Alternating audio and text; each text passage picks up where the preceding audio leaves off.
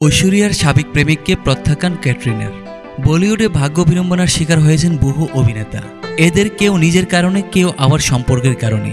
বলিউডে কাজের শুরুতে সম্ভাবনাময়ী ছিলেন বিবেক ওবেরয়। একসময় তার চাহিদা ছিল ইন্ডাস্ট্রিতে, এমনকি তার সঙ্গে সম্পর্ক জড়িয়েছিলেন সেই সময়ের হার্টথ্রোব নায়িকা সাবেক মিস ইউনিভার্স ঐশ্বরিয়া রায়। এ কারণে তার সঙ্গে সালমান খানের শত্রুতাও হয়। এসব ঝামেলার কারণে বিবেককে এড়িয়ে চলেছেন বহু নায়িকা।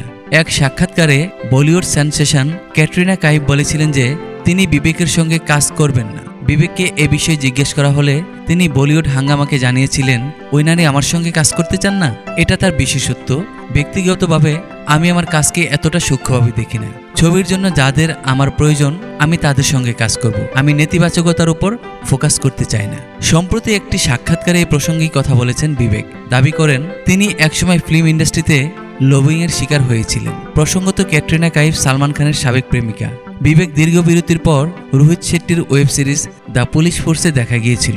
এছাড়া তাকে Masti, Saathiya, Omkara, shoot out at লোখান্ডওয়ালার মতো ছবিতে দেখা গিয়েছিল।